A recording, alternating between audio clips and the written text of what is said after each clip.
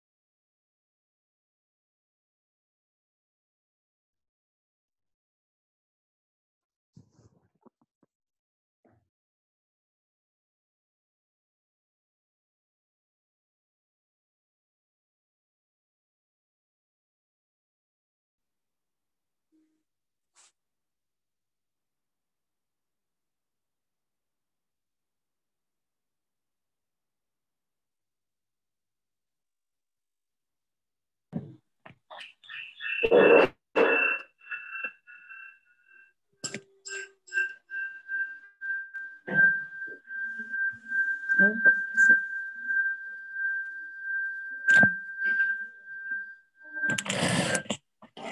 dulu apa ya? Bisa. Tes.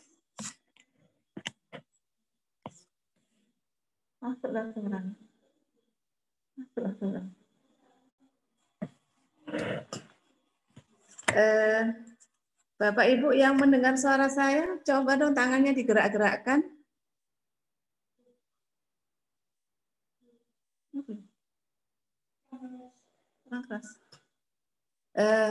Suara saya terdengar jelas apa kurang jelas ya? Kalau jelas jempol 2, kalau kurang jelas jempol 1. Oke. Ye. Terima kasih. Bismillahirrahmanirrahim. Assalamualaikum warahmatullahi wabarakatuh. Assalatu wassalam asrofil anbiya'il wal mursalin wa ala alihi wa sahbihi ajma'in. Rabbi shrahli sadri wa yassirli amri wa hlul 'uqdatam min lisani yafqahu qawli. Asyhadu alla ilaha illallah wahdahu la syarikalah wa asyhadu anna Muhammadan abduhu wa rasuluh. Alhamdulillah senantiasa kita panjatkan kehadirat Allah Subhanahu wa taala yang telah memberikan banyak sekali karunia-Nya, kenikmatannya pada kita semua, sehingga pada kesempatan pagi hari ini yang mendung-mendung ini ya, untuk bertatap muka melalui Zoom ya. Ada waktu luang, tapi kita tidak ditakdirkan untuk hadir di sini ya. Jadi kita bersyukur Bapak Ibu yang sudah bisa hadir pada kesempatan pagi hari ini. Salawat kita tercurahkan bagi junjungan kita, contoh terbaik kita, baginda Rasulullah SAW beserta keluarga, para sahabat, dan orang-orang yang setia mengikuti sunnah beliau sampai di hari akhir nanti. Baiklah, telah hadir bersama-sama dengan kita yang kami hormati. Ibu Kepala, ada pemateri kita, para ustadzah juga hadir di sini, dan juga ayah bunda yang sudah menyempatkan waktunya untuk bisa hadir. Baiklah, pada pagi hari ini ya, acaranya apa sih ini? Ya. Ini adalah FSBS ya. FSBS itu Forum Silaturahim Wali Santri ya. Tapi agendanya adalah parenting ya. Kalau sebelumnya itu FSBS itu dilakukan 1 bulan sekali di akhir bulan ya, kalau waktunya offline. Nah, karena sekarang online, jadi kita menyesuaikan tetap dengan FSBS, dan pada kesempatan hari ini FSBS dengan tema parenting online, ayahku guruku. Baiklah, kita buka dengan bacaan basmalah bersama-sama. Bismillahirrahmanirrahim. Dan agenda kita pada kesempatan hari ini yang pertama adalah pembukaan, sudah kita ikuti bersama, kemudian dilanjutkan dengan tilawah, kemudian sambutan oleh Kepala KBTKIT Robani, dan materi inti dari Ustadz Faiz. Dan dilanjutkan juga dengan tanya jawab, doa, dan terakhir penutup. Baiklah, menginjak agenda yang kedua, tilawah Al-Quran yang akan disampaikan oleh Ustadzah Lia. Monggo Ustadzah Lia.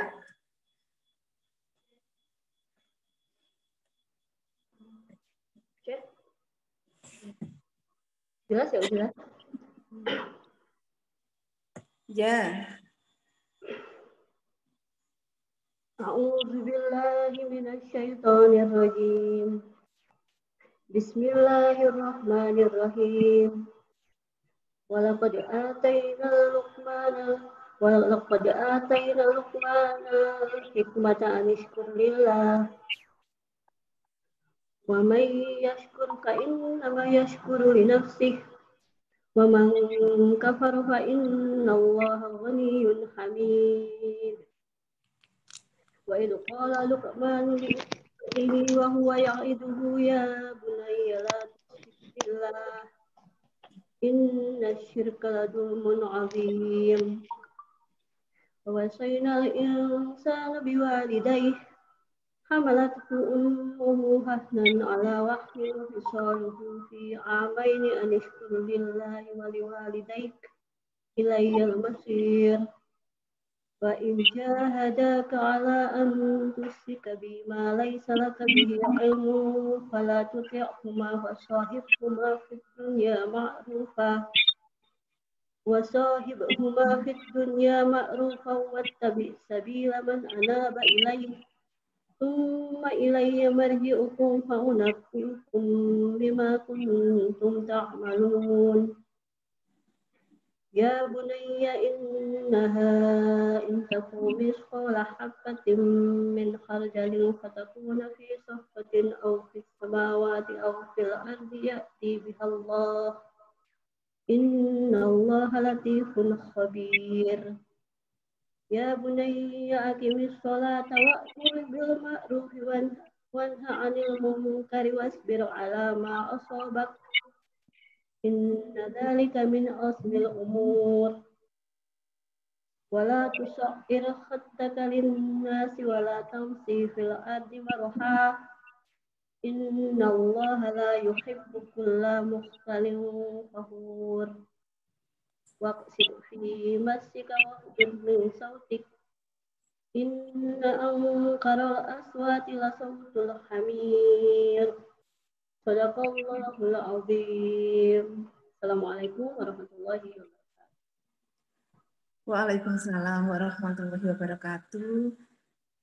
Jazakumullah khairan katsir kepada Ustazah Lia ya yang telah membacakan kalam ilahi tadi. Semoga bagi yang membaca maupun yang mendengar mendapatkan pahala yang terbaik dari Allah. Jadi di dalam surat Luqman khususnya ayat 13 ya, di situ sesuai dengan tema kita pada pagi hari ini ya, ayahku guruku. Jadi di sini disampaikan bahwasannya Luqman yang memberikan pelajaran kepada putranya ya. Jadi sosok ayah itu juga guru ya, guru terbaik bagi putra-putrinya. Baik Bapak Ibu, untuk agenda selanjutnya sambutan Kepala KB3I Robani Ustazah Susiani SC. Kepada beliau dipersilahkan.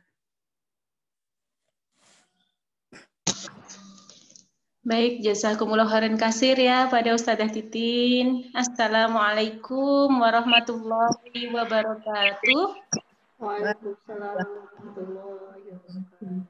Alhamdulillahirabbil alamin, asyhadu an la ilaha illallah wahdahu la syarikalah wa asyhadu anna Muhammadan abduhu wa rasuluh la nabiyya ba'dah. Rabbi shrah li sadri wa yassir li amri wahlul 'uqdatam min lisani yafqahu qawli amma ba'd. Alhamdulillah yang saya hormati Ustadz Muhammad Faiz yang sudah bergabung di tengah-tengah kita pagi ini. Yang saya banggakan seluruh asatidah baik KB maupun TK Islam Terpadu Robani Singosari Malang, dan juga yang sangat kami sayangi Bunda dan Ayah semuanya ya yang sudah menyempatkan waktu untuk bisa hadir ya meskipun masih online, mungkin ada yang lewat tempat kerjanya, ada yang di rumah dari dapur sambil memasak dan sebagainya. Ini menjadi penghargaan tertinggi kami kepada panjenengan semua sudah segera bersedia untuk memenuhi undangan kami. Ayah dan Bunda rahimakumullah, alhamdulillah pagi ini kita bersyukur kepada Allah Subhanahu wa taala atas segala limpahan curahan nikmatnya yang luar biasa besar ya. Kita diberikan kesempatan lagi untuk bisa duduk dalam satu majelis pertemuan santri begitu bulan November yang awalnya rencananya 2 minggu yang lalu enggak ya Bunda, tapi karena ada sesuatu hal kita jadikan di pekan terakhir. Yang hadir hari ini sekitar berapakah? Saya belum bisa ini, insya Allah sekitar ini ya. Mudah-mudahan bertambah terus, karena pengalaman parenting online yang bulan kemarin pesertanya agak menurun gitu ya Bunda. Mudah-mudahan yang hadir ini adalah pilihan-pilihan Allah yang akan memberikan satu semangat ya, suntikan semangat yang luar biasa bagi keluarganya, terutama Ananda semua yang tercinta di rumah.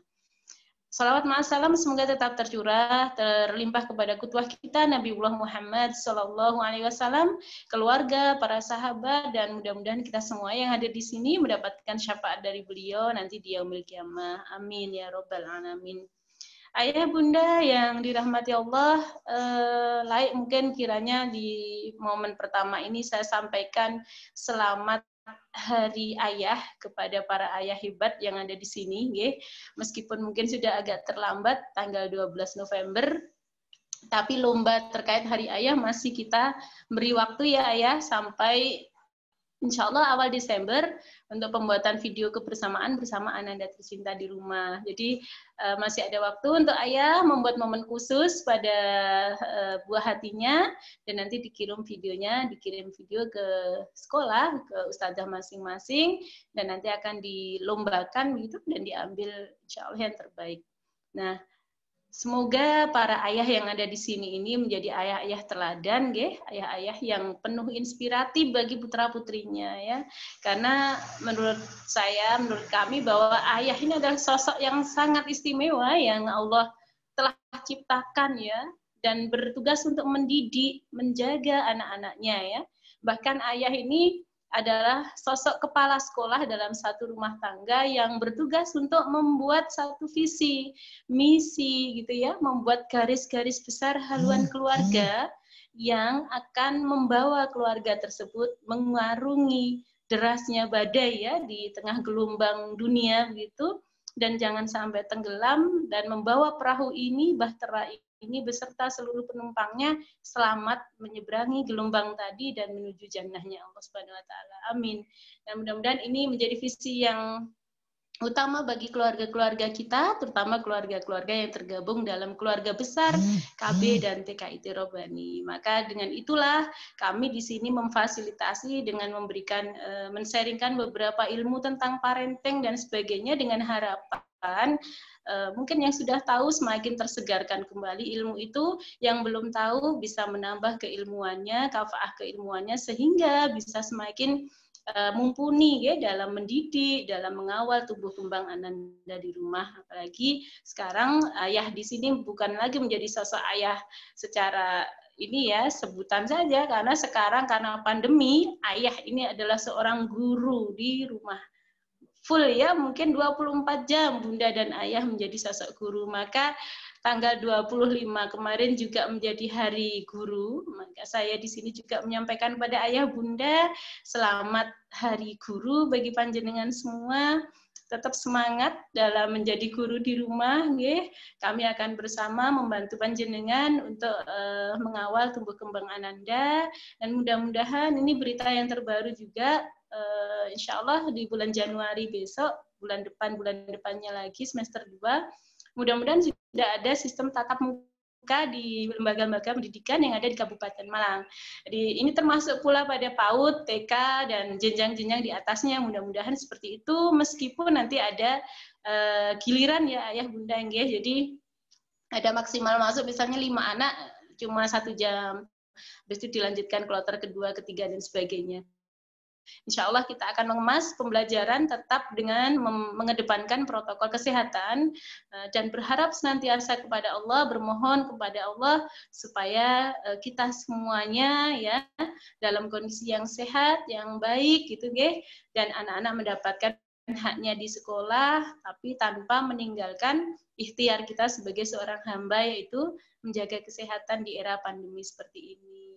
Jadi hari ini saya ucapkan barokallah kepada para ayah yang hari ini hadir, karena keteladanan, tanggung jawab, kedisiplinan itu ada pada jenengan semua yang mengawal kepada bunda dan anak-anak.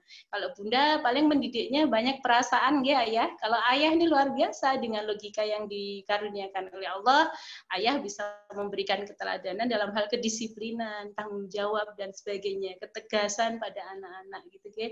Nah, ada beberapa info yang terdekat di bulan Desember, insya Allah tanggal 19 Desember Ayah dan Bunda kami akan mengadakan parenting kubro ya. Agenda besar kami di akhir tahun semester 1 ini yaitu parenting ayah yang ada dan wajib diikuti oleh para ayah saja. Jadi Bunda boleh mencuri dengar ya, tapi yang muncul di kamera Zoom nanti tetap ayah. Jadi Bunda boleh duduk agak agak menyamping sedikit gitu karena kami akan fokus memberikan materi kepada para ayah saja gitu.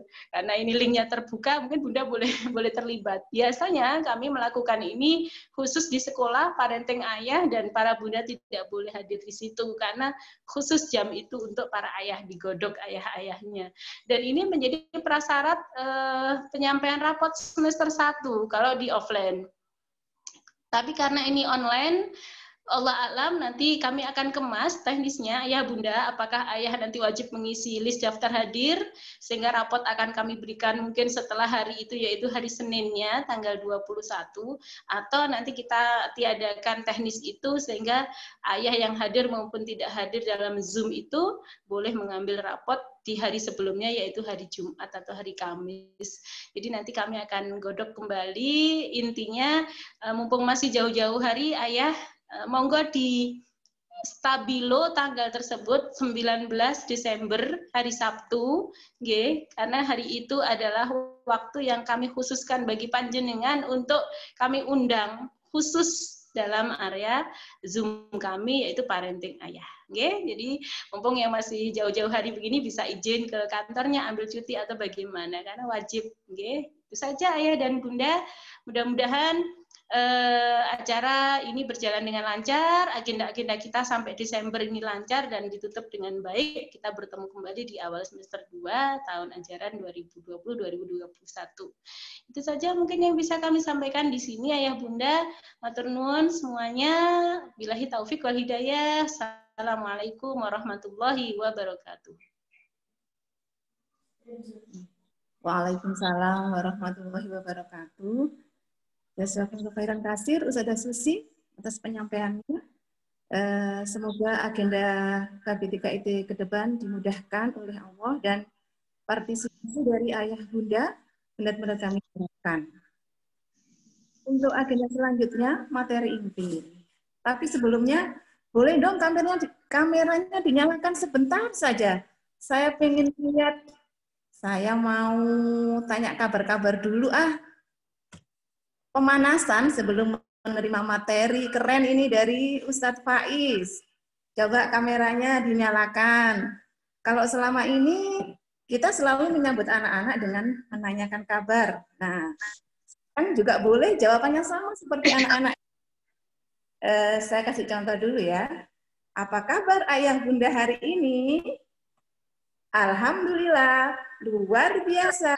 Bersama Robani. Allahu Akbar. Mudah ya? Apa terlalu mudah ya? Nggak apa-apa, itu aja deh. Oke, siap nggih ayah bunda nggih? Kameranya di-on-kan. Saya mau lihat dulu ini. Siap? Apa kabar ayah bunda hari ini? Alhamdulillah. Luar biasa. Luar biasa. Sama Robani. Sama Robani. Biasanya anak-anak itu ceria sekali ya ketika ditanya ustazah ya. Insya Allah ayah dan bunda juga semangat kok hari ini ya. Baik, itu saja. Saya cek sekali lagi. Coba switching tangannya di depan. Suaranya terdengar jelas ya? Sebelum Faiz hadir ini. Oke, Bapak Ibu monggo, ayah bunda. Jelas ya? Oke, alhamdulillah. Menginjak ke materi inti, insya Allah Ustadz Faiz sudah hadir bersama dengan kita ya. Saya bacakan dulu kurikulum vitae beliau yang pertama. Nama dulu ya. Muhammad Faiz LC, tempat tanggal lahir Malang 23 Desember 1982. Beliau menikah dengan Ustadzah Ayu Firda Rahmawati. Dan saat ini beliau beralamat di Jalan Perusahaan nomor 16, di depannya kampus ITN. Masih di Malang ya. Dan riwayat penempuh pendidikan beliau, yang pertama, Pondok Darul Fikri di Dau. Kemudian beliau melanjutkan di Universitas Al-Azhar Kairo. Wow, jauh banget ya Ustadz ya. Semoga nanti anak-anak dari KBTK Robani juga bisa menempuh pendidikan di sana juga ya. Amin. Baik, selanjutnya monggo Ustadz Faiz untuk memberikan materi yang terbaik buat ayah dan bunda di KIT Robani. Bismillahirrahmanirrahim. Assalamualaikum warahmatullahi wabarakatuh. Waalaikumsalam warahmatullahi wabarakatuh. Alhamdulillah wa nusalli ala rasulillah. Bismillahirrahmanirrahim. Nabda'u alaina tawakkal. Rabbi israh li sadri wa yassir li amri wahlul 'uqdatam min lisani yafqahu qawli. Ya Fattah ya Alim, nasrun minallah wa fathun qarib. Ayah bunda yang saya cintai, asatidz dan asatidah yang saya taati fatwanya. Dalam kesempatan yang berbahagia ini kita akan berdiskusi tentang sosok yang sangat luar biasa, yaitu ayah. Nah, kapan seseorang laki-laki itu dikategorikan ayah? Nah, itu kapan dijadikan guru atau pun seorang ayah? Sebelum itu ada beberapa fenomena, yang mana fenomena ini sekarang begitu mengiris hati. Di antaranya itu begini. Ada seorang anak, bahkan di antaranya anak-anak kita itu, kalau kita minta tolong, sekarang itu mudah emosi. Bang, minta tolong tutupkan pintu. Umi ini bentak nyuruh-nyuruh terus. Ditutup pintunya sambil digebrak begitu. Minta ambilkan remote juga begitu. Banyak hal. Bahkan kejadian di berita-berita televisi, ada seorang anak yang membunuh orang tua kandungnya, ibunya yang melahirkan, dikarenakan sesuatu hal yang sepele, keinginannya tidak dituruti. Banyak hal. Ada seorang anak yang sulit sekali dia menerima materi pelajaran, sehingga boleh dikatakan bahasa Malangnya itu bebel gitu ya. Nah, ini banyak hal anak-anak semacam ini. Tetapi ada juga di antara anak-anak kita sekarang itu mampu tampil di kancah internasional. Di antaranya ada yang mengikuti lomba tahfidz internasional, yaitu juara 3 secara internasional. Ini juga kebanggaan bagi kita. Tentunya kita selaku orang tua ingin menjadikan anak-anak kita itu anak yang terbaik. Nah, kapan sih seorang ayah, seorang laki-laki menjadi seorang ayah? Tentunya pada saat seorang laki-laki yaitu berjabat tangan, kemudian melakukan akdun atau akad dengan kata-kata qabiltu nikahaha wa tazwijaha bimahril madhkur. Saya hafal begini bukannya sering akad ayah bunda ya. Saya akadnya hanya sekali, tetapi ya sering diundang di acara pernikahan jadi hafal begitu ya. Nah, akad ini oleh Allah Subhanahu wa taala itu dinamakan mitsaqon ghalidho. Apa arti dari mitsaqon ghalidho? Mitsaqon ghalidho adalah pemindahan kekuasaan. Yang pertama adalah kekuasaan dari kekuasaan seorang ayah, yang kedua pindah dari kekuasaan seorang suami. Maka seorang laki-laki apabila dia sudah melakukan akad tersebut dengan seorang wali dari perempuan tersebut, maka dari situ seorang laki-laki bertanggung jawab dari ujung kuku sampai ujung rambut seorang wanita. Nah, itulah seorang laki-laki. Bahkan Allah Subhanahu wa taala mengatakan ar-rijalu qawwamuna 'alan nisa. Seorang laki-laki itu qawwam. Kenapa sih di situ qawwam bukan koma? Nah, ternyata qawwam, kalau koma itu hanya satu aspek. Jadi kita hanya bertanggung jawab hanya sedikit saja, sebagian dari apa yang ada di dalam perempuan. Tetapi Allah mengatakan qawwamuna 'alan nisa, yaitu seorang laki-laki bertanggung jawab atas seluruh aspek yang ada di dalam wanita tersebut. Yang saya katakan tadi, yaitu dari ujung kuku sampai ujung rambut seorang wanita, itu tanggung jawab daripada seorang suami. Nah, dari situlah kita bertanggung jawab atas istri dan anak-anak kita. Nah, kita tidak akan membahas tentang bagaimana peran seorang suami terhadap istri, tetapi ini wabil khusus peran seorang ayah terhadap anak. Nah, di sini ada beberapa hak anak atas ayahnya. Kalau dibalik itu adalah kewajiban seorang ayah terhadap anak-anaknya. Jadi yang dikatakan anak durhaka itu ada, tetapi bapak durhaka juga ada apabila bapak ini tidak memberikan haknya anak atau menjalankan kewajiban seorang ayah. Apa saja? Di antaranya beberapa kitab di dalam mukhtasornya, di dalam kesimpulannya, itu adalah yang pertama adalah mencarikan ibu yang terbaik bagi anak-anaknya. Nah, mencarikan ibu-ibu yang terbaik itu bagaimana maksudnya? Jangan sampai kalau kita ditanya, ayah dulu kenal ibu di mana? Ya dulu sama-sama ditangkap Satpol PP. Ini kan kurang bagus gitu ya. Jadi kenalnya itu karena ditangkap Satpol PP, ini kurang bagus. Nah, bagaimana yang bagus? Rasulullah mengajarkan kita cara mencari wanita yang terbaik itu ada 4 hal yang harus dipilih. Atau biasanya disebut di dalam ilmu fikih marhalah ikhtiyarul arba. Ada fase seorang laki-laki sebelum menikah, ada fasenya memilih 4 hal. Yang pertama adalah lijamaliha. Jadi kita kalau seorang laki-laki mencarikan ibu dari anak-anak kita itu yang paling cantik. Nah, ini dilihat putih, mulus, boleh, itu boleh. Jadi kita mencari ibu bagi anak-anak kita itu yang cantik. Nah, begitu. Yang kedua adalah limaliha, yaitu untuk hartanya. Apakah kita boleh mencari yang cantik kemudian yang kaya? Boleh. Kita disunahkan bahkan mencari wanita yang kaya. Nah, setidaknya apabila kita berumah tangga, kita contohkan, kita seorang laki-laki menafkahi seorang istri dan anak kita. Barangkali mertua kita cukup baik, mereka secara finansial sudah kuat. Jadi keuntungan tersendiri. Apabila kita semuanya kita yang nanggung, belum tentu kalau awal rumah tangga kita mampu. Sehingga menjadikan wanita kriterianya yang kaya itu boleh. Kemudian yang ketiga adalah linasabiha, yaitu adalah keturunannya. Keturunan orang yang baik-baik itu adalah bagian sunnah mencari karakteristik seorang calon ibu daripada anak-anak kita.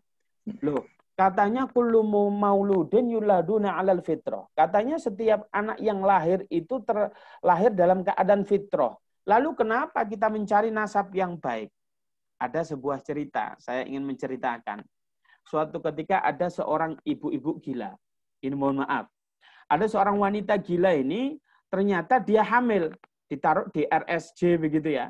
Hamil. Nah, ternyata hamil ini dia memiliki anak yang memiliki parasnya bagus. Putih, lucu, imut sekali. Sehingga ada satu keluarga yang naksir begitu ya sama anaknya, sehingga ingin mengadopsinya. Sehingga dia izin kepada RSJ dan keluarganya ternyata boleh diadopsi. Kemudian diadopsi. Setelah beberapa tahun, wanita gila ini ternyata hamil kembali. Tetapi anak yang kedua, dia tidak begitu good looking begitu ya. Tidak imut, enggak lucu begitu. Sehingga tidak ada yang ingin mengadopsinya.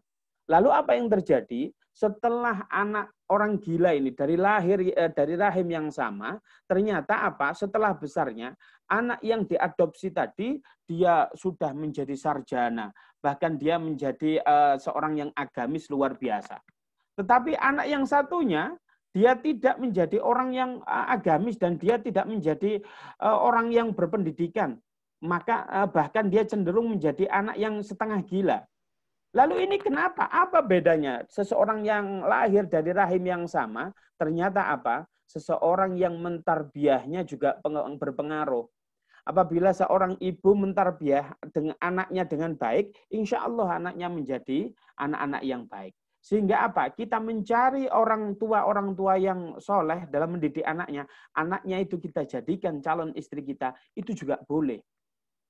Kalau anaknya koruptor, barangkali dia terbiasa melihat sosok ayahnya itu mencari uang dengan cara yang tidak halal. Tetapi kalau anaknya seorang ulama, anaknya seorang yang ahli ibadah, dia terbiasa melihat sosok ayah ini, dia ahli ibadah.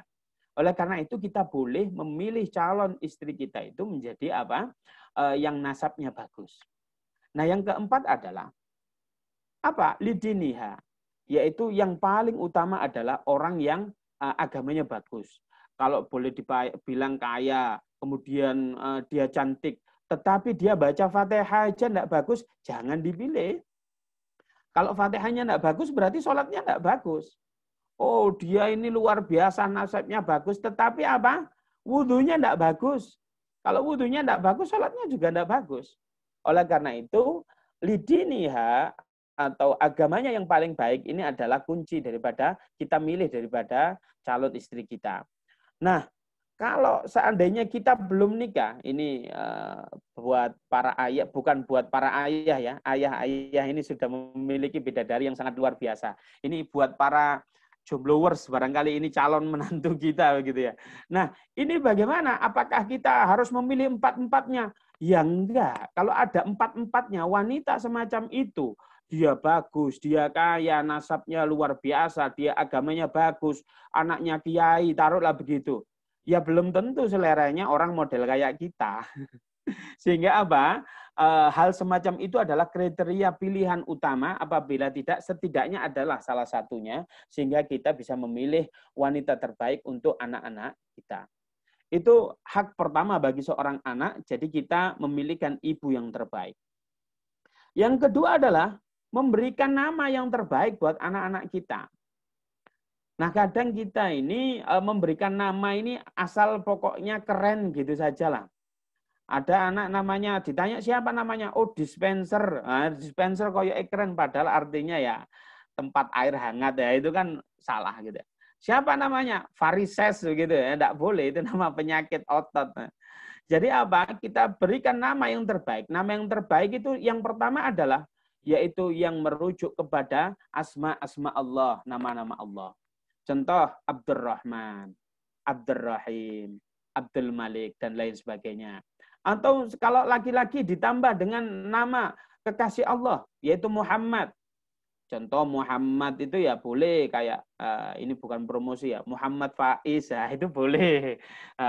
Muhammad artinya terpuji, Faiz artinya sukses, artinya begitu. Nah, karena nama yang terbaik itu adalah harapan, terdapat harapan yang sangat luar biasa.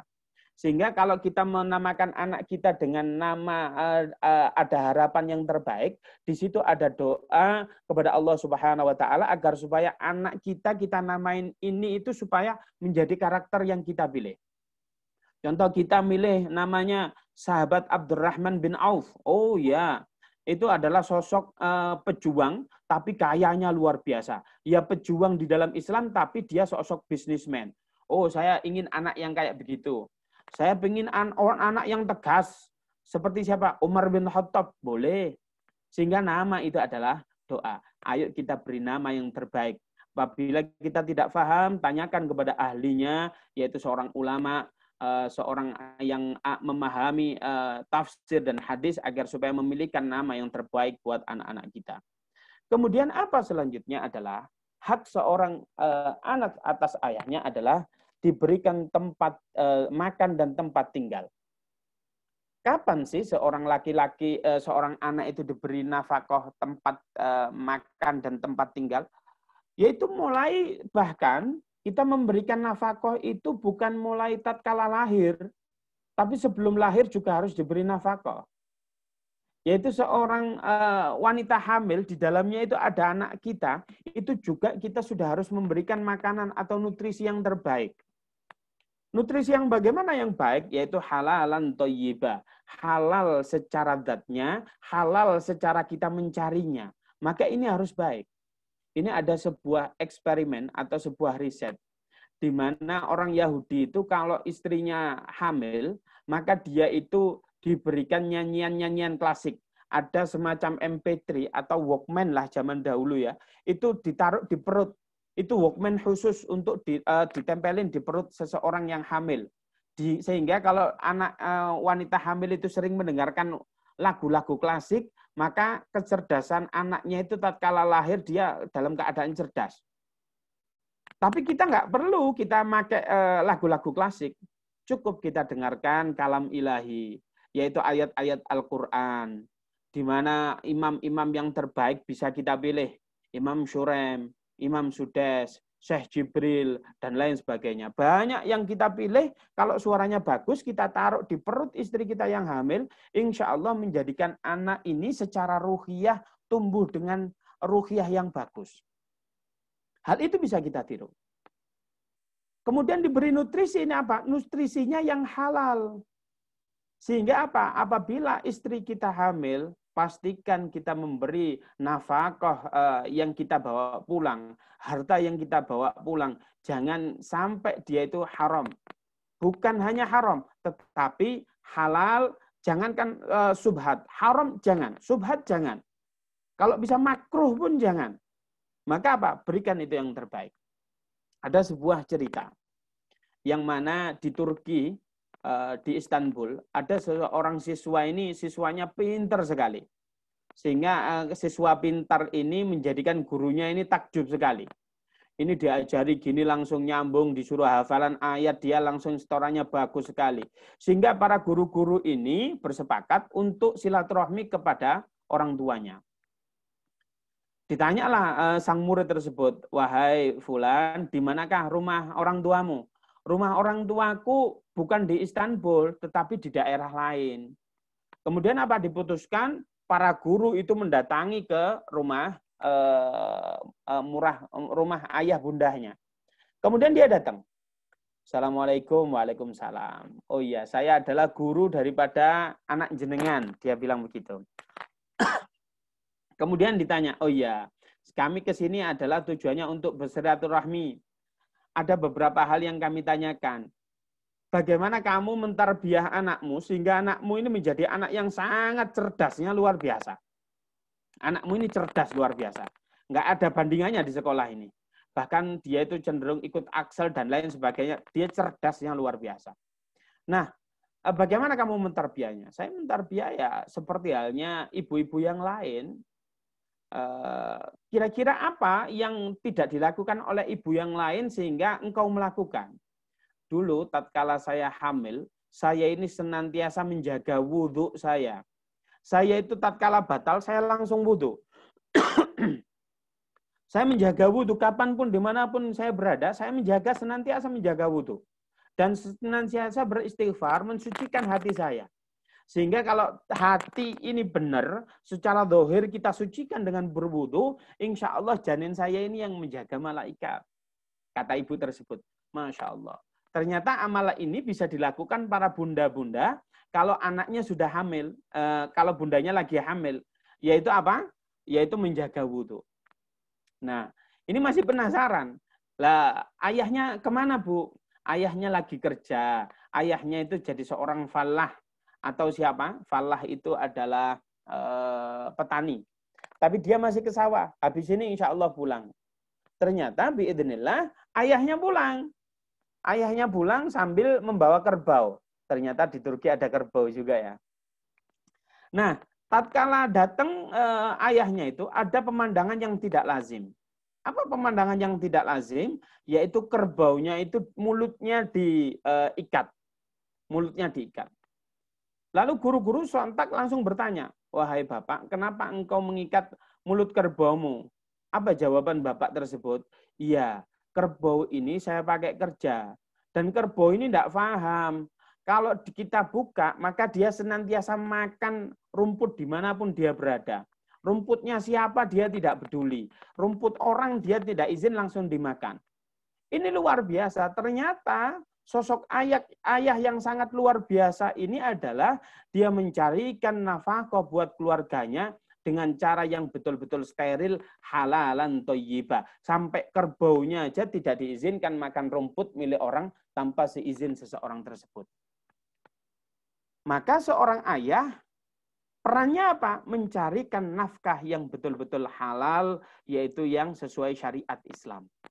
Ibunya senantiasa menjaga ruhiyah, ayahnya menjadi ayah yang mencari nafkah, yaitu nafkah yang halal. Itu sehingga anaknya menjadi pinter yang sangat luar biasa. Ada lagi sosok yang sangat luar biasa, yaitu suatu ketika ada seseorang yang dalam keadaan lapar. Tapi saking laparnya, dia itu kalau lapar dia sholat, biar dia tidak lupa dengan laparnya. Kemudian dia ke sungai, kemudian dia mengambil air wudhu. Setelah berwudhu, dia melihat ada apel hanyut. Nah, apel hanyut ini tanpa ia sadari, dia langsung makan. Setelah apel itu tersisa separuh, apa yang terjadi? Dia ingat, astagfirullah, apel ini bukan milik saya. Apel ini kan milik orang lain. Ini gimana ini? Kemudian dia putuskan untuk apa? Menyusuri sungai, mencari kebun apel yang memiliki buah seperti ini.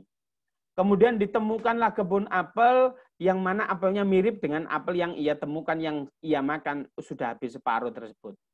Kemudian dia masuk ke dalam kebun tersebut, kemudian ia jumpai ada seorang laki-laki. Wahai Bapak, Assalamualaikum. Waalaikumsalam. Ada apa? Apakah engkau pemilik kebun ini? Iya, betul. Iya, saya ke sini datang. Yang pertama, saya minta maaf. Yang kedua, saya ingin mengembalikan apel yang sudah saya makan separuh ini.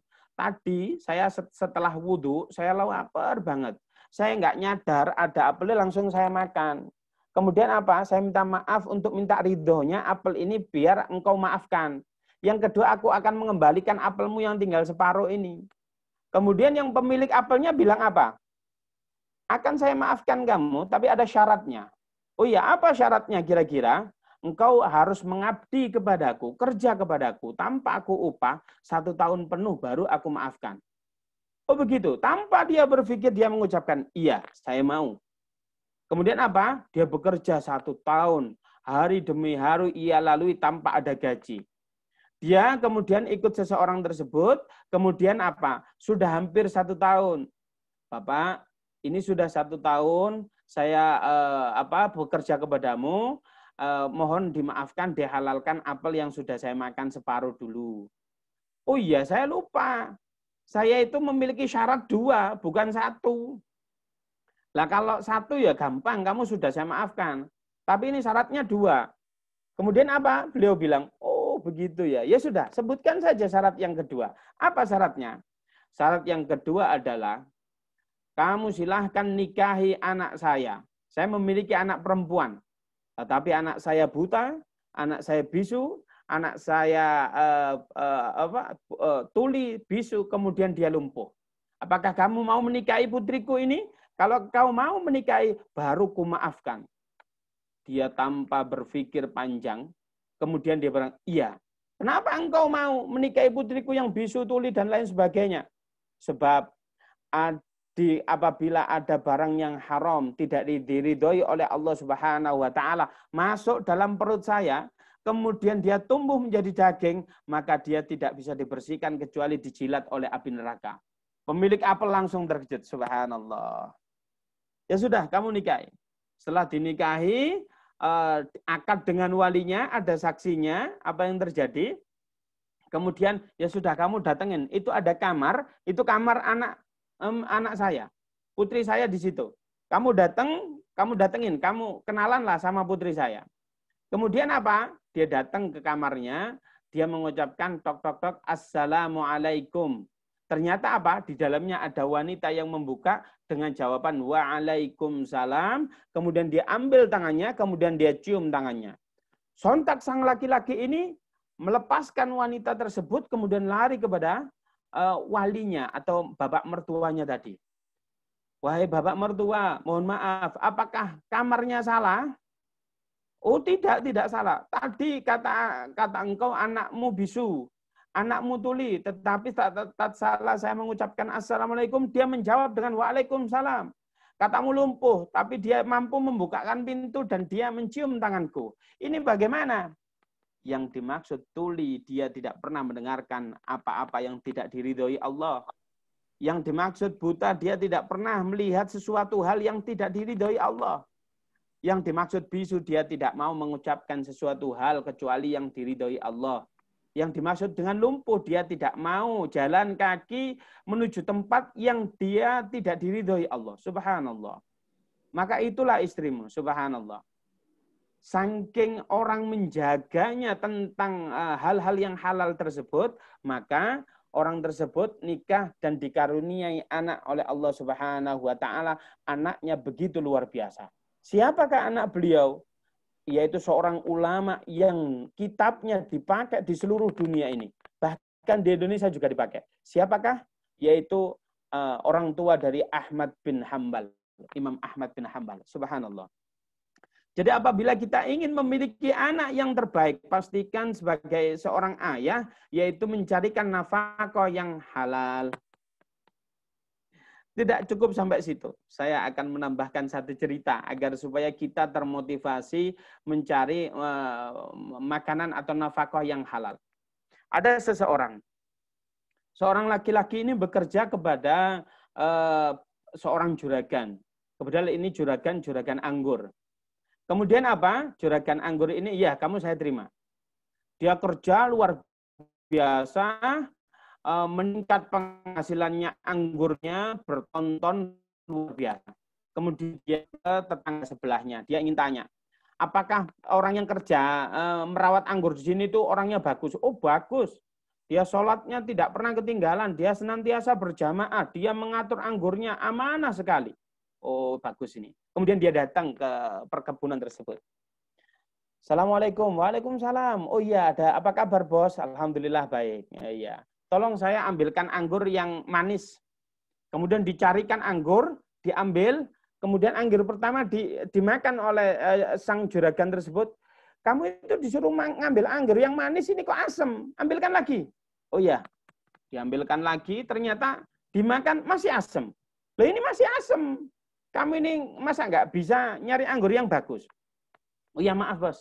Diambilkan lagi, dicarikan apa? Anggur. Oh ini bos. Ini juga masem. Kamu itu ikut saya berapa tahun? Sudah 8 tahun kamu itu kok nggak bisa milih anggur yang bagus. Kamu itu gimana? Jawaban dari anak tersebut, ya aku kerja di engkau ini amanahmu untuk apa? Untuk ngerawat anggur. Tapi kamu tidak pernah mengizinkan aku atau meridhokan aku untuk mencicipi anggurmu. Sehingga selama aku 8 tahun di sini hanya merawat tanpa pernah makan satu anggur pun. Karena tidak pernah engkau izinkan. Subhanallah. Ini sang juragan langsung ini terkesima. Subhanallah. Anak ini begitu soleh luar biasa. Kemudian dia pulang, menyampaikan kepada istrinya, wahai istriku, ayo kita nikahkan anak kita. Ini sudah ada calonnya. Kata istrinya, sultan dari mana ya? Atau orang pedagang dari mana ini ya? Oh dia bukan sultan dan dia bukan pedagang. Siapa calonnya? Calonnya adalah laki-laki yang bekerja di kebun anggur kita. Subhanallah. Loh kok kenapa engkau memilih? Diterangkanlah begini-begini sehingga istrinya setuju. Subhanallah. Barokahnya orang yang jujur, barokahnya orang yang amanah, dia diberi jodoh yang sangat luar biasa. Sehingga ini menjadikan kita motivasi apabila kita memiliki anak, berilah asupan gizi yang luar biasa, yaitu yang halalan thayyibah. Kita mencari rezeki yang halal. Nah, itu. Kemudian apa? Bukan sekedar makanan, juga kita harus mencarikan tempat tinggal yang bagus. Tempat tinggal yang bagus ini dengan cara apa? Yang pertama ada beberapa hal yang harus kita kita perhatikan apabila kita ingin membeli rumah. Yang pertama, jangan sembarangan membeli rumah. Kita pikirkan apakah komunitas di sini masyarakatnya bagus enggak? Jangan-jangan anak kita kalau kita tinggal di situ, anak kita ini terwarnai oleh mereka sehingga mereka ini menjauhkan anak kita jauh dari Allah Subhanahu wa taala. Masyarakat di situ mempengaruhi anak kita. Kalau anak kita ngomong jadi kasar. Kalau anak kita itu suka misuan. Mohon maaf ini. Jangan pilih komunitas yang anak-anaknya di situ bagus. Itu yang pertama. Yang kedua, pastikan dana yang kita pakai beli itu dana yang halal. Jangan sampai kita beli rumah tapi pakai uang riba. Ini jangan. Gak apa-apa dikatain orang, oh kamu itu sudah nikah 5 tahun kok masih tinggal di mertua indah aja. Enggak apa-apa. Orang kita mampunya begitu enggak masalah, yang penting enggak riba. Kamu itu sudah 10 tahun kok masih jadi kontraktor. Senengannya ngontrak rumah terus begitu ya, pindah di sini, pindah di sini. Enggak masalah, yang penting tidak riba. Cicil insya Allah kita punya rumah sendiri tapi dengan cara yang halal. Kita tabung sehingga kita tidak terbalut dengan riba. Sehingga kita pastikan makanan yang terhadap apa yang hadir pada perut anak kita itu halal, rumah yang kita ditinggali anak dan istri kita itu juga rumah yang halalan thayyibah. Kemudian apa? Yang terakhir adalah mengenalkan anak kita yaitu terhadap Islam. Kenapa anak kita harus dikenalkan Islam sejak dini? Iya. Nah, banyak ulama-ulama yang mencontohkan anaknya yang kecil itu ya diajari. Jangan sampai anak kita berpuasa, kita yang takut. Sudah nak, kamu tidak kuat, jangan puasa. Biar ayah aja yang puasa. Kita pastikan kalau ada orang tua semacam itu, dia SMA pun dia masih tidak puasa. Karena apa? Tidak terbiasa. Ada sosok seorang ayah, dia jamaah, soleh. Tapi anaknya kalau ikut ke masjid, wah dimarahi. Ayah nggak suka sama kamu. Kamu ini kalau ke masjid rame terus saya. Lah anak kecil, Pak. Anak kecil itu sunnatullahnya itu ya main. Kalau sudah ada anak kecil kayak bapak-bapak gini justru kita takut. Anak kecil itu ya main, biarkan. Kalau di masjid rame ya biasalah. Tapi ya kita marahin, tapi ya wajar saja. Sehingga jangan sampai menjadikan anak itu membekas. Membekas sampai besar, saya nggak mau ke masjid. Karena apa? Kalau ke masjid pikirannya ya mesti dimarahin. Itu adalah dosa jariah itu. Jadi apa? Kalau bapaknya ke masjid, ya diajari. Nah, kalau di masjid itu nggak boleh rame. Karena di masjid ada orang sholat. Sholat itu harus diem loh. Nah, kita ajarkan semacam itu. Nah, kalau kita masuk masjid, ada doanya. Gimana? Allahumma. Lah, kita ajarkan dengan nyanyian-nyanyian yang bagus. Nah, kalau kita ke masjid itu harus pakai baju yang terbaik. Kalau pakai baju, ada doanya loh. Gimana ya? Allahumma albisni libas taqwa. Lah diajarkan gitu. Anak kecil itu membakas. Jadi seseorang ayah itu adalah guru yang terbaik. Jangan sampai seseorang ayah itu yang ada di gambaran anaknya itu adalah kalau ayah pulang kerja, Umi nggak bikinkan minum, ayah marah. Lah ini anaknya kan pikirannya, oh ayah itu ya harus marah kalau pulang kerja. Apalagi nggak dikasih makan, oh marah. Lah itu kan pikirannya anak. Ayah itu kalau pulang, ya sudah. Kalau nggak marah sama Umi, nggak enak. Kalau nggak mukul Umi, nggak enak. Lah itu sosok seorang yang direkam oleh anak kita. Jangan sampai semacam itu. Nah ini lagi, seorang ayah itu harus bakti kepada orang tuanya. Karena seorang laki-laki itu adalah milik ibunya. Sehingga para ibu-ibu ini tidak boleh menghalangi baktinya seorang suami terhadap ibunya. Jangan. Kok ditanya, Umi ada apa ini, Mi? Kok piring-piring diringkesi ini? Iya, ibu mertua mau datang, ibumu mau datang. Kenapa kok piring-piring diringkesi? Lah piring-piring nggak diringkesi kok digowoi mulai ambil ibu. Nah, ini nggak boleh. Karena apa? Kata Rasulullah, anta wa maluka li abi. Engkau dan hartamu itu adalah milik milik bapak ibumu. Nah, ini saya akan cerita sedikit tentang orang tua kita. Jadi ada Syekh Uraifi. Syekh Uraifi ini menyampaikan di dalam khutbahnya. Beliau berkhutbah. Beliau mengatakan, menceritakan ada seseorang curhat kepada beliau. Syekh, dulu saya ini kualat. Kualatnya bagaimana? Ya dulu ibu saya itu, bapak saya itu tinggal sama saya. Kemudian apa? Anaknya besar semua. Ayah saya ini semakin tua. Sehingga apa? Dulu makan habis satu piring, sekarang enggak habis. Sehingga banyak makanan tersisa. Ayah saya ini ngompol sehingga di kamarnya itu pesing, agak bau karena banyak makanan yang tersisa. Sehingga apa?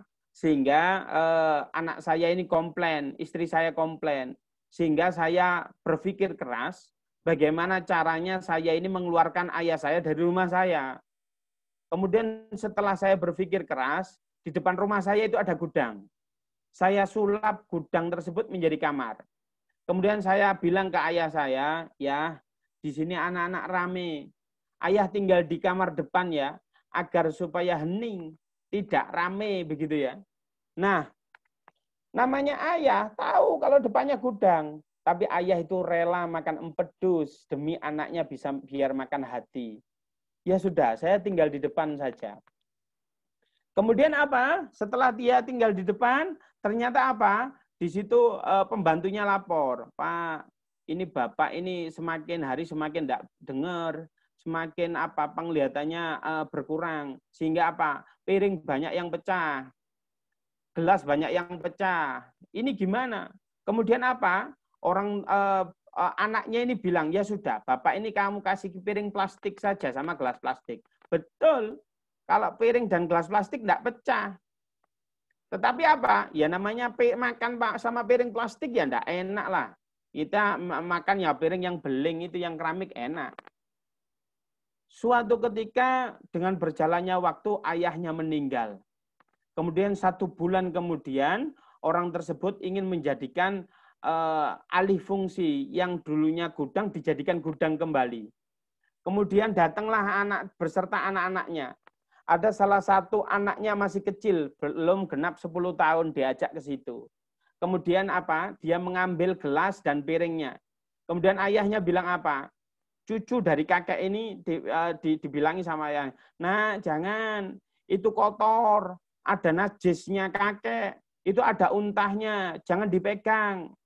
Apa jawaban anak kecil tersebut? Enggak ya, piring dan gelas ini akan saya bawa, yang akan saya simpen, yang mana kelak kalau ayah sudah tua, aku akan memberikan makan ayah dari piring ini.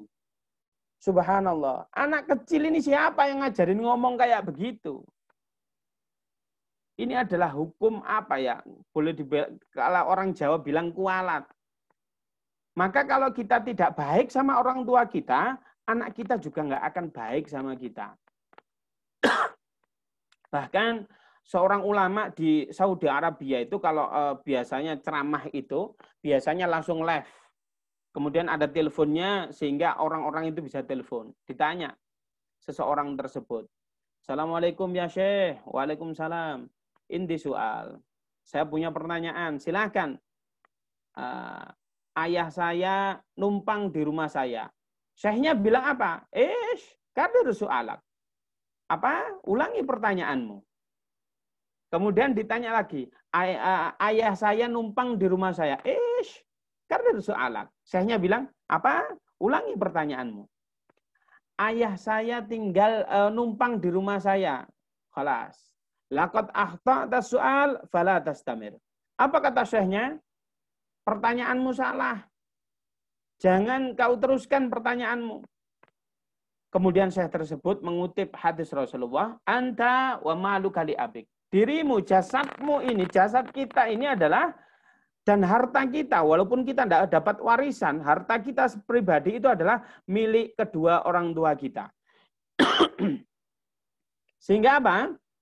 Harta kita, jasad kita ini milik orang tua kita. Sehingga kalau orang tua kita ke rumah kita, mau ngambil piring, mau ngambil apa yang ada di rumah, biarkan saja. Jadikan bakti kita kepada orang tua itu sekaligus mencontohkan kepada anak-anak kita. Contoh, kalau di akhir bulan kita punya rezeki, ayo Kak, tolong ini dimasukkan sembako. Ini buat kakek yang nenek yang di sana. Ini buat nenek yang di sana.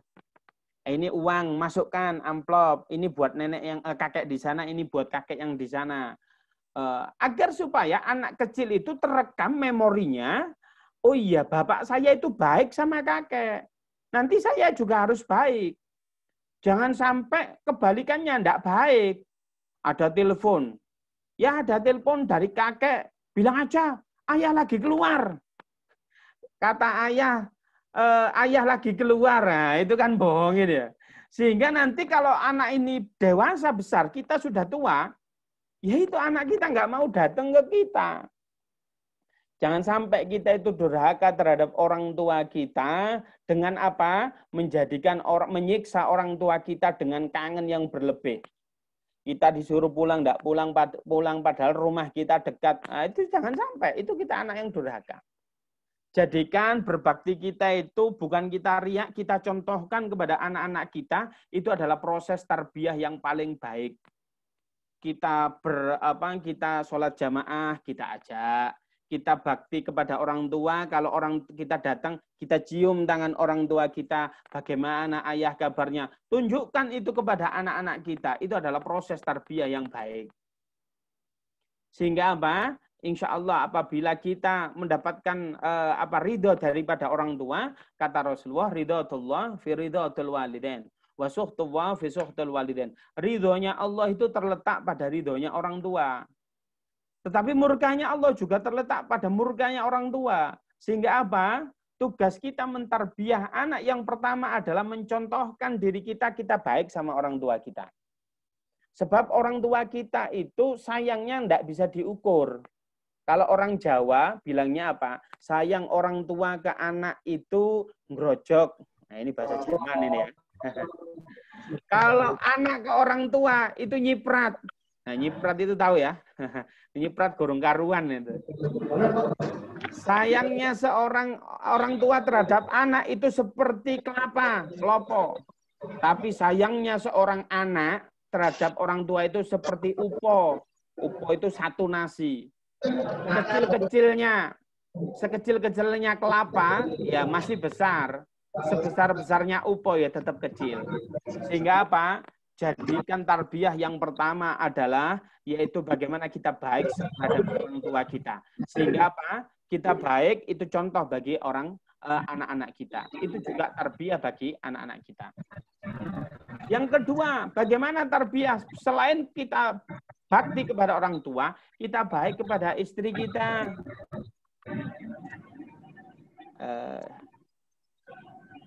Suara saya terdengar ya? Oke. Oke. Jadi jadikan selain tarbiyah kita yang pertama mencontohkan kita baik kepada orang tua kita, yang kedua adalah kita baik sama pasangan kita. Jangan sampai kita itu kalau di depan anak kita itu seolah-olah musuhan. Kalau istri kita nuturi anaknya, kita yang belain. Oh jangan, kita diadu domba. Ini tidak baik. Jadikan tarbiyah yang pertama adalah tunjukkan kalau kita sayang kepada istri kita. Itu tarbiyah yang paling utama. Yang pertama orang tua, yang kedua istri kita. Jadikan kita boleh kok kita merangkul. Oh iya, ayo kita cium tangan Umi. Biasa kan begitu. Begitu juga sebaliknya. Seorang ayah jangan dijatuhkan wibawahnya oleh seorang istri. Jangan sampai. Jangan sampai seorang ayah baru aja usul tentang diskusi tentang pendidikan anak, istrinya marah-marah. Ya, jangan ikut-ikut ya. Ini masalah pendidikan anak-anak, jangan main-main. Tak kerumpes lu lambemu ya. Nah, jangan sampai begitu. Seorang istri juga gak boleh galak-galak sama suaminya begitu. Apalagi di depan anaknya, jangan. Nah ini haibah atau wibawa seorang ayah akan jatuh. Ya, jadi kalau anak kita dimarahi, anak, nak atau sayang, kakak, abang, ya kita dukung apa yang menjadikannya. Kalau kita ada salah seorang suami itu dikoreksi tatkala sebelum tidur. Ya, tadi aslinya anak itu jangan digitukan ya, kasihan ya. Nah itu pasti di tempat tidur aja, kita enggak masalah. Nah, kemudian ada tugas syaitan yang paling utama. Nah, ini yang penting agar supaya kita tidak merasa aman selamanya. Karena apa? Kalau merasa aman ini bahaya. Kenapa? Ada tugas syaitan yang paling utama yaitu yufarriqu bainaz zaujaini. Tugas syaitan yang paling pertama kali itu adalah memisahkan dua pasangan. Nah, setan itu kalau mengganggu manusia kal majrad dam, seperti darah yang mengalir. Nah, seperti darah yang mengalir. Darah kita kan mengalir, tapi kita enggak terasa. Krecek-krecek, enggak begitu. Kita enggak terasa. Nah, tugas setan itu memisahkan dua pasangan ini. pulang, meletakkan sandal yang tidak pada posisinya bisa sebab kemarahan. Kita pulang, bentak-bentak istri. Rumah kayak kapal pecah. Mama ini ngapain aja seharian? Padahal istrinya luar biasa. Dari pagi sudah dipel, sudah dibersihkan, sudah ditata, sudah masak. Tapi setelah masak jadi kapal pecah lagi. Wong anak-anak, ya emang tugasnya menjadikan rumah itu seperti kapal pecah. Kalau rumah seseorang itu rapi terus itu ada dua kemungkinan. Yang pertama orang tuanya memang jorok. Yang kedua orang tuanya galak pol sama anaknya. Nah ini rumahnya jadi rapi begitu ya. Jadi kalau rumahnya orang punya anak nggak rapi ya biasa saja. Sehingga para suami kalau pulang jangan langsung emosi. Biasanya setan ini memancing kita untuk emosi. Sehingga kalau kita emosi, itulah yang terekam di benak anak-anak kita. Jadi tarbiyah yang utama adalah kita berbakti kepada orang tua, kita tunjukkan kepada anak kita. Yang kedua, kita mencintai istri kita, menyayangi istri kita, memuliakan, menghormati istri kita itu agar supaya ditiru oleh anak-anak kita. Begitu juga dengan istri menghormati suaminya. Kalau dikatakan di dalam hunna libasul lakum wa antum libasul lahun. Kalian itu para istri, kalian itu adalah baju bagi seorang laki-laki. Laki-laki juga begitu, baju bagi seorang perempuan. Contoh, kalau baju saya ini enggak setrikaan, yang malu ya istri saya loh, kok enggak disetrika. Nah ini kan baju saya. Baju saya ini tembelan, ya yang malu bukan seandainya istri saya tembelan begitu ya. Bukan istri saya tembelan ya. Baju saya ini tembelan, yang malu juga saya. Kalau istri saya nggak benar, maka saya yang malu. Kalau suami saya nggak benar, berarti saya yang malu. Tapi kebalikannya sekarang itu, jamaah-jamaah ghibah itu biasanya, kalau dia diskusi sama temennya, belum istilahnya, tetangga itu sudah habis, biasanya suaminya, wah, selek bojoku iki lanang-langan tok. Mosok ndandani gentengnya ya aku loh. Itu kan kita menjelek-jelekan pasangan itu enggak boleh itu ya. Oh, bojoku iki sapa ora iso apa-apa ndek omah gawe pantes-pantesan tok. Itu enggak boleh. Sehingga ada aturan main sehingga hubungan suami istri ini harus baik sehingga itu menjadikan tarbiyah yang paling baik bagi anak-anak kita. Nah, itu bagaimana cara kita mentarbiyah anak kita. Kemudian apa? Selain kita berbakti kepada orang tua, kita mencintai istri kita. Yang ketiga adalah menjadikan pengetahuan Islam itu tertancap dalam hati nurani anak-anak kita. Sehingga ada hadis Rasulullah, sab'atun yudhilluhumullahu fi dhillihi yauma la dhilla illa dhillu. Ada 7 golongan orang yang akan dilindungi oleh Allah Subhanahu wa taala kelak di yaumil qiyamah. Salah satunya adalah syabun nas'abi ibadatillah. Seorang pemuda tumbuh dewasa senantiasa menyembah Allah Subhanahu wa taala. Jadikan tarbiyah di rumah itu panutan kita itu adalah panutan seperti Rasulullah. Rasulullah kita jadikan panutan. Jangan sampai anak kita besar karena kita ibu-ibunya di rumah nganggur, senengane nonton drakor, maka panutannya anaknya itu ya Lee Min Ho gitu ya. Yang di ngefani itu Lee Min Ho. Ayahnya pulang, ngelihatnya India. Yang dipanut sama anaknya, oh saya kalau besar pengen jadi Sarukan. Jangan.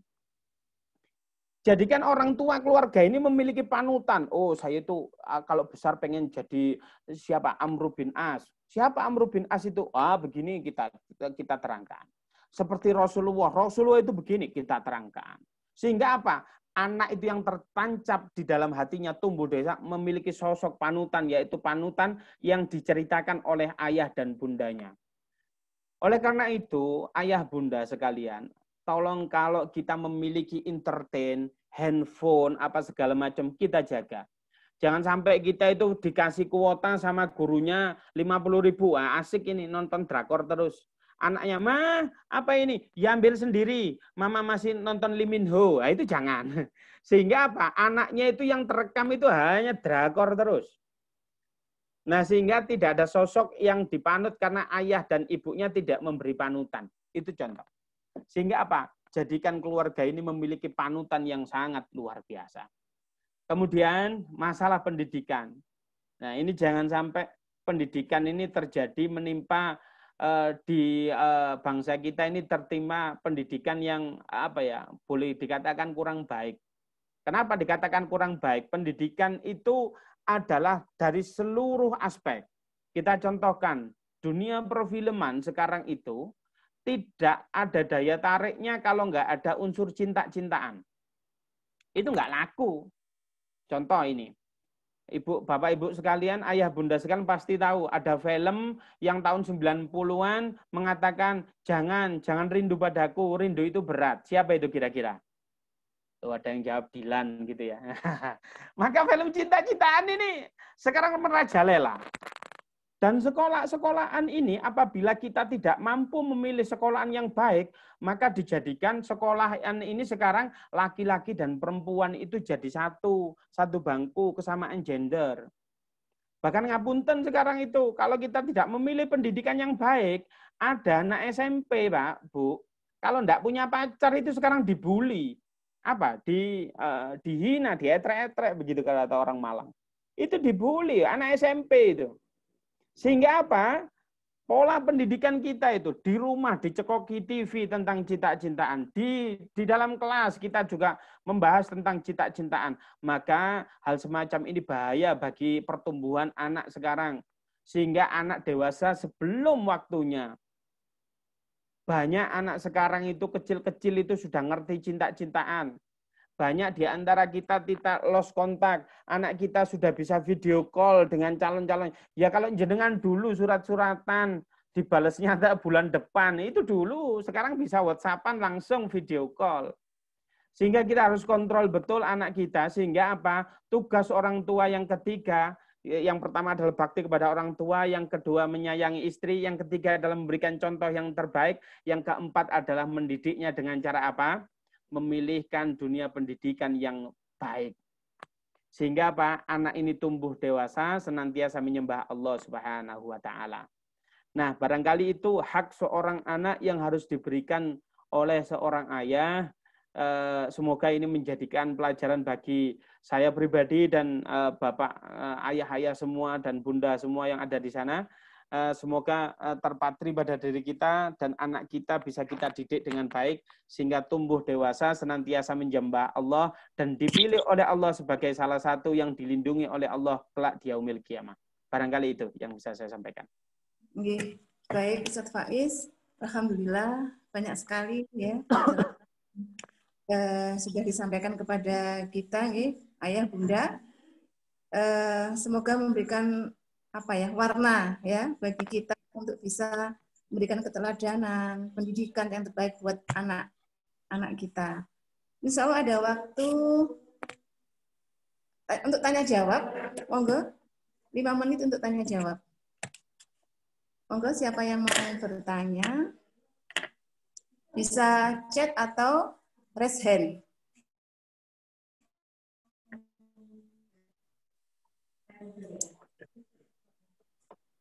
Ada? Nggak ada.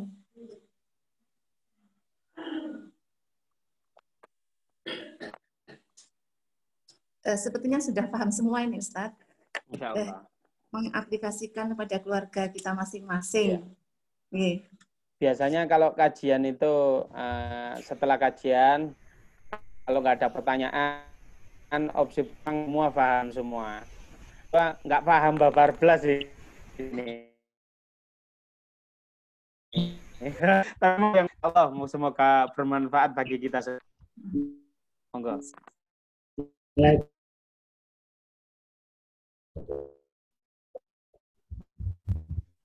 Atau lewat BBM ini, boleh.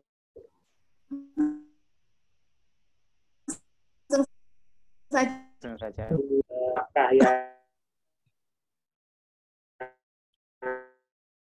Kalau akan seperti itu ya,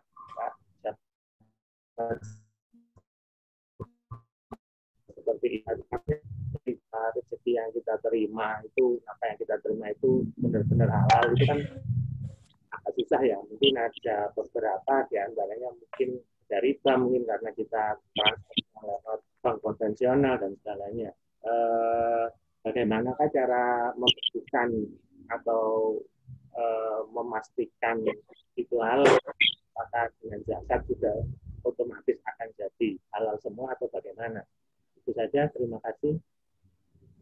Ya, bagaimanakah cara mencari rezeki yang halal?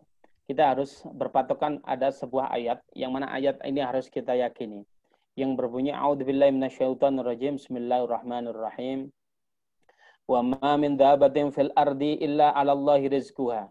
Tidak terkecuali, dzabah itu artinya hewan melata, tapi maksud daripada ayat ini adalah tidak terkecuali makhluk Allah yang bernyawa sudah dihandle rezekinya oleh Allah Subhanahu wa taala.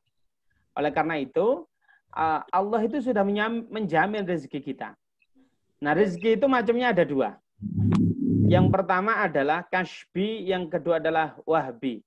Apa itu kasbi? Harus kita cari. Tentunya dengan aturan Allah. Kalau sementara ini kita belum bisa meninggalkan yang haram, ayo kita tinggalkan dikit-dikit.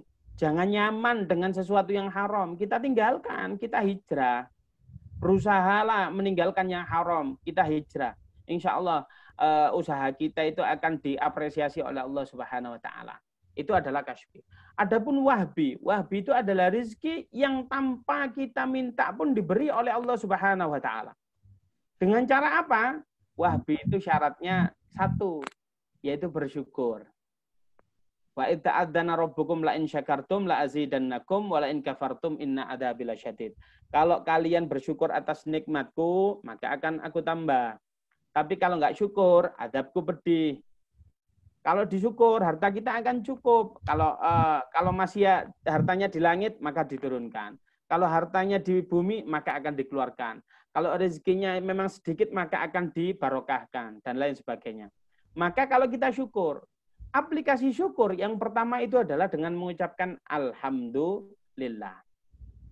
Aplikasi syukur yang kedua itu, lain yang paling penting, yaitu kita bersedekah. Bersedekah itu aplikasi daripada syukur yang paling utama.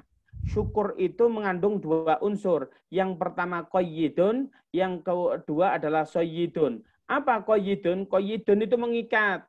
Mengikat. Kalau kita punya tanah, ya enggak kejual. Kita punya mobil, ya enggak kejual. Punya rumah, rezeki yang kita miliki ini enggak kejual. Karena apa? Diikat oleh Allah Subhanahu wa taala.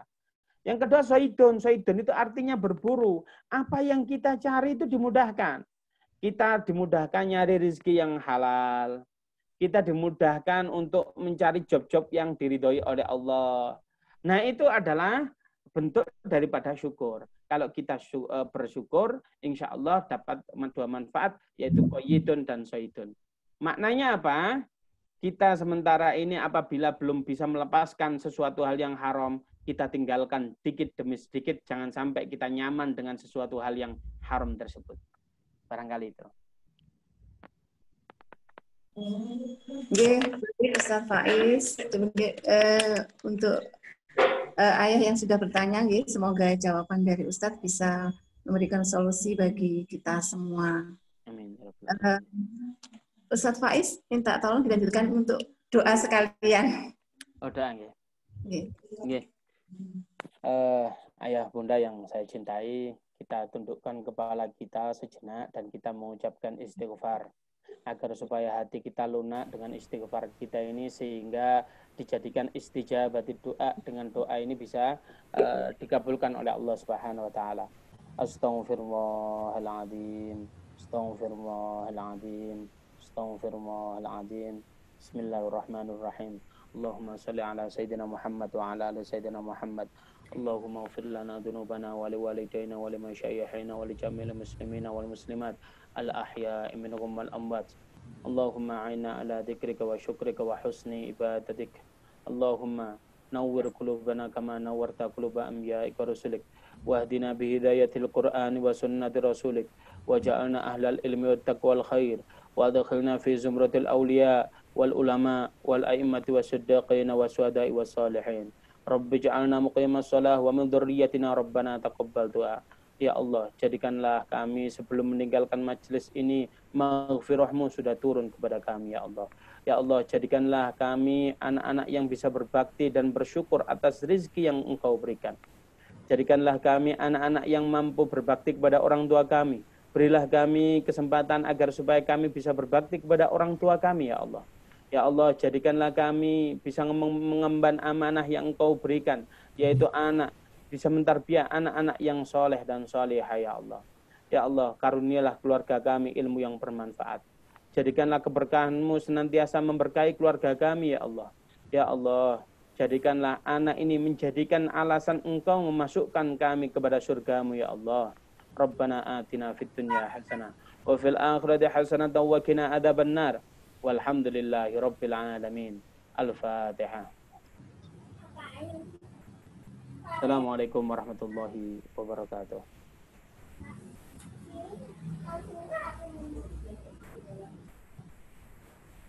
Baik, alhamdulillah. Doa yang terlanjutkan tadi menjadi penyemangat bagi kita, menjadi keberkahan nih bagi kita semua.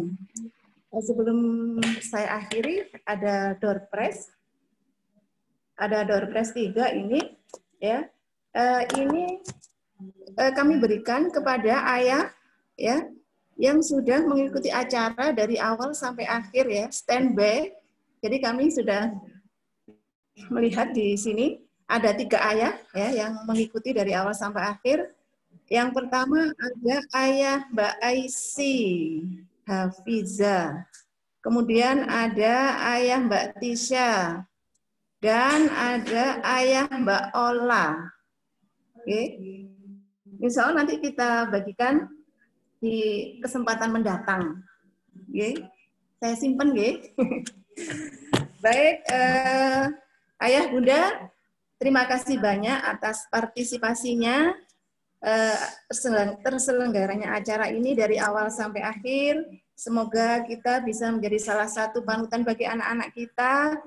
Kita bisa memberikan keteladanan yang terbaik, dan anak-anak kita bisa menjadi sarana untuk mengantarkan kita ke surga Allah. Kita tutup dengan istighfar, hamdalah, dan doa kafaratul majelis. Astaghfirullahaladzim, alhamdulillahirabbil alamin, subhanakallahumma wa bihamdik, asyhadu an la ilaha illa anta, astaghfiruka wa atubu ilaik. Mohon maaf dari saya. Bila itu wassalamualaikum warahmatullahi wabarakatuh. Waalaikumsalam. Ustaz, ya. Sebentar mau foto dulu. Ya, boleh jempolnya diangkat satu saja, 2, jangan 2, 1 saja. Saja, bisa ya. 1, 2, 3. Oke, sekali lagi Ustazah ya. Menyiapkan action terbaik.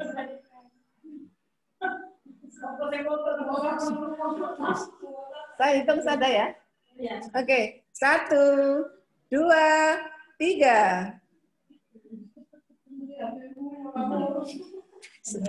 Oke, baik, terima kasih banyak. Assalamualaikum warahmatullahi wabarakatuh. Waalaikumsalam warahmatullahi